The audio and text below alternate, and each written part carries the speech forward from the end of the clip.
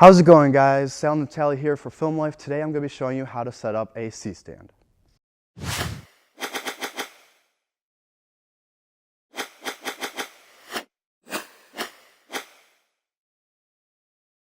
Alright, first thing to setting up our C-stand, we're going to start at the base and you're going to open up the feet. They just twist and then they lock into position.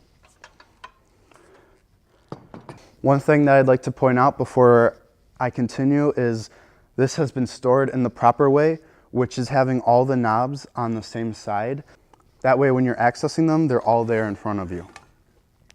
Next, I'm going to go over the basic parts of a C-stand. They're pretty self-explanatory, but we have a grip head here on an arm that will be able to swivel around. In this grip head, you'll be able to mount other things. I use my boom pole holder in here to record audio so we don't have to have a sound guy holding it. And then you can also mount various lights, flags, and different things that have pins to go into the holes that this will lock down on. Now, same thing as in the light stand videos yesterday, to raise and lower this, you'll undo the top knob and then you'll be able to raise it however much you need. Now, this is a huge part of what I see people do wrong with C-stands. They don't know where to put the weight of a light. Usually on small sets, we'll be using little lights. Weird sentence. But yeah, we'll be using lights. They don't weigh that much. But the proper way to do this is, let's say we want the light on that side. To move the arm, you loosen and tighten it with this outer handle, and then you can move it around.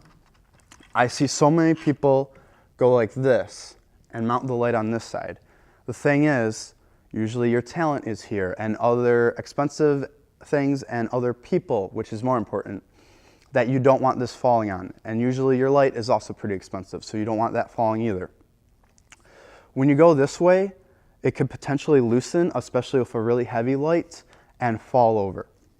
Every grip head will have a proper way on how to mount something so that the weight will help tighten it. So on this one, to tighten, we're gonna go righty-tighty, and that'll help. If a heavy light is on here, we'll tighten it down. It won't loosen it up. Now, I'm gonna demonstrate something just to prove my point.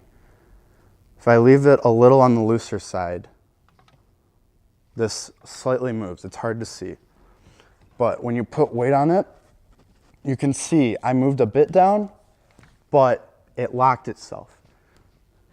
That is the important key factor here, so that even if the light was up here, fully extended, and it moved down, it'll catch itself and lock itself before it hits anyone or anything important. Okay, so one thing I really overlooked was the direction the feet are supposed to be on the C-stand. Let's correct that now. I must have been tired or something that day, but let's take a look. Okay, guys, so here's the issue with this.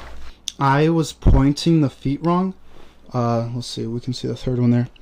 This one here obviously is the highest off the ground of the three, and this is the one that the sandbag should go on.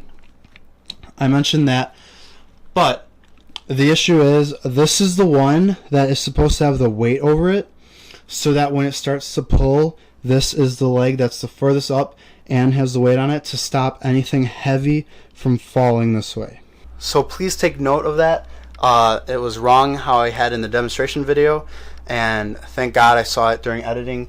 This is the proper way of doing that. Back to the video.